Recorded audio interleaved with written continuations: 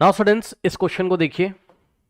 इस क्वेश्चन में आपसे क्या कह रहा है, अब ये क्वेश्चन चलो हम पढ़ लेंगे, लेकिन लास्ट वाली लाइन आप इस क्वेश्चन में सबसे पहले पढ़िए। देखिए कह रहा find the total number of students, है ना। अब जो फाइंड करना होता है उसको हम एक अज्यूम कर लेते हैं। तो सपोज आपने भाई कॉपी में लिखा कि total let us assume that the total number of the student be x. Okay, so total students आपने कितने अज्यूम कर लिए, एक्स स्टूडेंट्स मान लीजिए, ठीक है ना, टोटल एक्स स्टूडेंट्स हैं। अब चलिए क्वेश्चन पढ़ते हैं। कह रहा है कि 3/8 of the students of a class opted for visiting an old age home. Okay, तो old age home, old age home को कितने कितने लोगों ने ओल्ड एज होम विजिट किया, कितने लोगों का मतलब है कितने स्टूडेंट्स ने ओल्ड एज होम विजिट किया। तो क्वेश्चन पढ़िए, कह रहा है कि 3/8 ऑफ द स्टूडेंट। अब ये क्या बात होती है, 3/8 ऑफ द स्टूडेंट का मतलब है 3/8 ऑफ द टोटल स्टूडेंट, है ना। ऑफ द स्टूडेंट्स का मतलब of the total students. Okay, so 3/8 means 3/8, correct.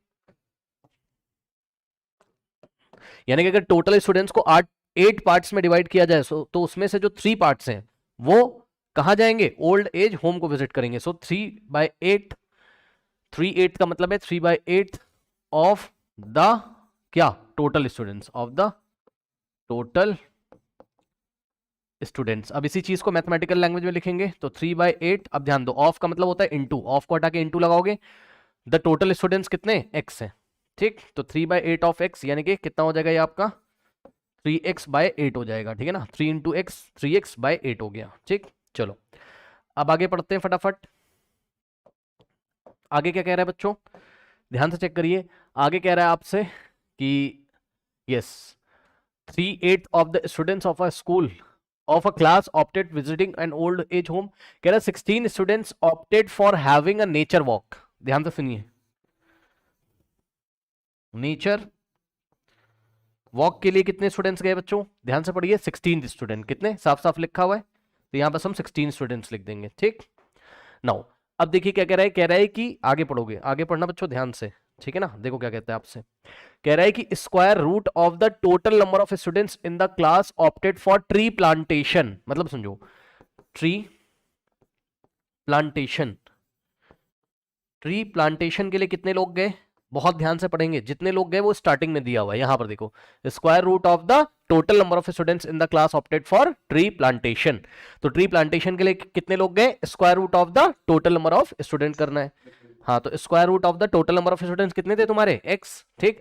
तो स्क्वायर रूट ऑफ एक्स करना है, ये बात हो गई, ठीक है। अब पढ़ते हैं क्वेश्चन, थोड़ा ध्यान दीजिएगा प्लीज। ओके, तो कह रहा है कि the number of students who visited the old age home is, समझो जरा, who visited for the old age home is, old age home के लिए जितने बच्चों ने विजिट किया, सुन लो फिर से पढ़ लो, the number of students who visited for the who visited the old age home is, जैसे ही इज लगेगा ये वाला जो इज है इसके लिए इक्वल लगाओ, है ना, is same as the number of students who went for the nature walk, who went for the who went for the nature walk. And का मतलब प्लस करना है, एंड का मतलब क्या करना है, प्लस करना है। ओके, सो लिखते चल रहे हैं, ध्यान से चेक करो।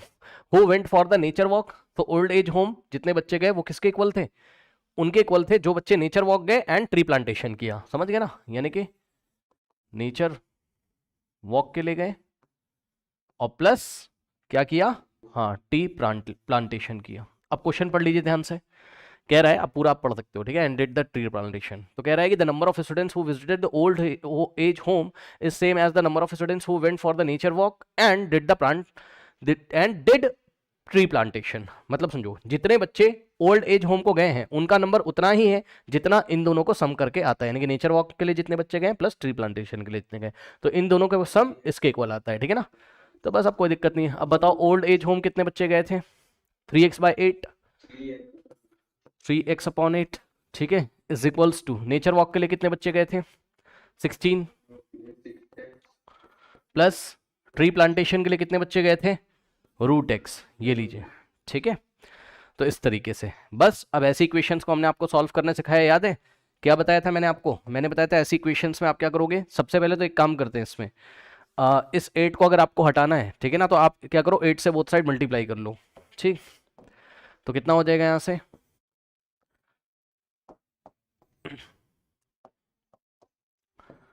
3x/8 is equals to 16 plus root x. Correct, यही बात बताई थी आपको, ये सुनो। ओके, तो बोथ साइड हम 8 से मल्टीप्लाई करेंगे, तो कर लीजिए। 8 से लेफ्ट में करोगे तो ये 8 आके यहां मल्टीप्लाई करेगा तो क्या हो जाएगा 8 इंटू 3x बाय 8। समझ गए ना? मैं इस तरीके से आपको दिखा देता हूं। ये दीजिए 8 से लेफ्ट में मल्टीप्लाई किया और 8 से राइट में। करेक्ट, इज इक्वल्स टू 16 और ये आके यहाँ 8 मल्टीप्लाई करेगा और plus 8 into root x. Correct, अब ध्यान दो ये 8 से 8 कट जाएगा और यहाँ क्या बचेगा लेफ्ट हैंड साइड में, थोड़ा इसको छोटा कर लेते हैं। चलो अब देखो जरा ध्यान से, यहाँ पे आपके पास क्या बचा 3 इंटू एक्स 3x है ना, इज इक्वल 16 इंटू 8 कितना होगा 128 और प्लस 8 रूट एक्स। करेक्ट, अब ये इक्वेशन आ गई आपके पास। न्यू पेज पे चलते हैं, क्या है 3x इज इक्वल्स टू 128 और प्लस कितना है 8 root x. 8 root x. Correct, अब ऐसी इक्वेशंस को कैसे सॉल्व करते हैं, मैंने आपको बताया लेट रूट एक्स को आप क्या मानते हो y, फिर स्क्वायरिंग ऑन बोथ साइड करते हो, यानी कि रूट एक्स का स्क्वायर इज इक्वल्स टू क्या हो जाएगा वाई स्क्वायर। रूट एक्स का स्क्वायर एक्स होता है, यानी कि एक्स की वैल्यू क्या होगी वाई स्क्वायर के इक्वल होगी। ठीक, चलो तो एक इस इक्वेशन का काम होता है आपको, यानी कि आप रूट एक्स की जगह y और y का स्क्वायर करके आपको x मिलेगा। ठीक, तो इस इक्वेशन को हम फिर से कॉपी कर लेते हैं, ये वाली इक्वेशन को। ओके, यहाँ पे आ जाइए। अब क्या करेंगे चेक कर लो, 3 इंटू एक्स था तो 3 इंटू एक्स की जगह कितना रखोगे वाई स्क्वायर, तो x की जगह y square is equals to 128 और प्लस 8 रूट एक्स की जगह कितना रखोगे y। करेक्ट, ये लीजिए। ओके, अब यहां से हो जाएगा 3y स्क्वायर और 8y को लेफ्ट में लेके आओगे तो प्लस 8y था तो लेफ्ट में आके माइनस 8y हो जाएगा। 128 को भी लेफ्ट में लेके आओगे तो माइनस 128 हो जाएगा इज इक्वल्स टू 0। सही है, अब स्प्लिटिंग द मिडिल टर्म से इसको सॉल्व करेंगे, कैसे चेक कर लीजिए। लास्ट वाले को यहां पर मल्टीप्लाई करेंगे तो कितना है माइनस 128 इंटू में 3y स्क्वायर, तो 3 से इसको मल्टीप्लाई करोगे कितना आ जाएगा 3 8 जा कितना होता है 3 8 जा कितना होता है 24, 2 3 2 जा 6 6 प्लस 2 8 3 1 जा 3। Okay, so minus 384। क्या मैं सही हूँ चेक कर लो, और साथ में वाई स्क्वायर भी आ जाएगा ना। तो लास्ट वाले को स्टार्टिंग वाले से मल्टीप्लाई किया कितना आ गया माइनस 384 वाई स्क्वायर। अब ये जो मिडिल टर्म लिखा हुआ है माइनस 8y को ऐसे दो पार्ट्स में स्प्लिट करेंगे कि एडिशन पर माइनस 8 आ जाए, मल्टीप्लिकेशन पर माइनस 384 वाई स्क्वायर आ जाए। ठीक, तो इस ये करने के लिए मैंने आपको कई क्वेश्चन में बताया है 384 के क्या करोगे प्राइम फैक्टर और रीअरेंजमेंट करोगे। तो 384 के प्राइम फैक्टर कर लो, देखते हैं क्या होता है।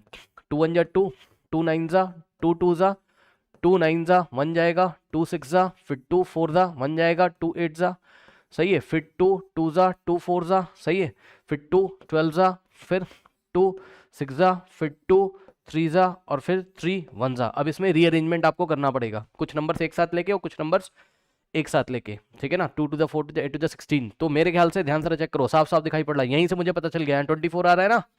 ठीक है, और ये सब मिलके क्या देंगे आपको चेक कर लीजिए, ये सब मल्टीप्लाई होके क्या देंगे आपको 2 to the 4 to the 8 to the 16 देंगे। सही, यहीं से मुझे पता चल गया। देखो ये 16 हो गया और नीचे के ये सब मल्टीप्लाई करके आपको 24 देंगे, और आपको पता है कि 24 माइनस 16 कितना होता है 8 ही तो होता है। ठीक, यानी कि आप माइनस 8y की जगह क्या लिखोगे माइनस 24y और प्लस 8y। चेक कर लो, माइनस 24 प्लस 8 कितना होता है, नहीं 16 है ना, माइनस 24 प्लस 16 है, 8 नहीं है 16 है, तो माइनस 24y और प्लस का 16। चेक कर लो, सही है, माइनस 24 प्लस 16 माइनस 8 हो जाएगा, और दोनों को मल्टीप्लाई करोगे माइनस 24 को 16 से मल्टीप्लाई करो माइनस 384 मिलेगा। अब यहां पर आ जाइए, कितना हो जाएगा 3y स्क्वायर माइनस 8y की जगह हम क्या करेंगे माइनस 24y और plus 16y minus 128 is equals to 0। अब इन दोनों में से क्या कॉमन आ रहा है 3y, तो ब्रैकेट में क्या बचेगा 3 चला गया y चला गया तो y बचेगा माइनस 3 8 द 24 y जा चुका है, और प्लस इन दोनों में से 16 कॉमन लोगे आप, तो 16 कॉमन लिया तो y बचा, और माइनस में क्या बचा माइनस में बचा कितना 8 इज इक्वल्स टू 0। ये लीजिए। ओके, अब ये फर्स्ट टर्म सेकंड टर्म क्या कॉमन आ रहा है यहाँ से, y माइनस 8 कॉमन हो गया। हाँ तो क्या बचा 3y और प्लस 16 इज इक्वल्स टू 0, ये लीजिए।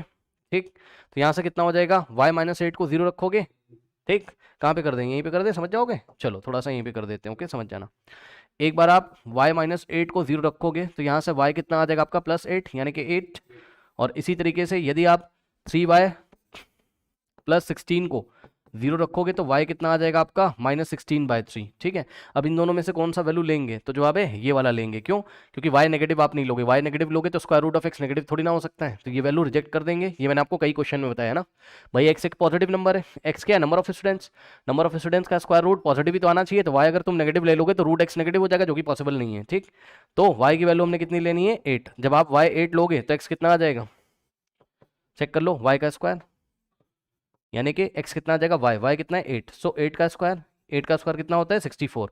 तो क्लास में टोटल स्टूडेंट्स कितने हो गए आपके 64 स्टूडेंट्स। ओके, तो क्लास में टोटल स्टूडेंट्स कितने हैं 64 है, ये आपका आंसर है। ओके, इसको बना लीजिए आप लोग।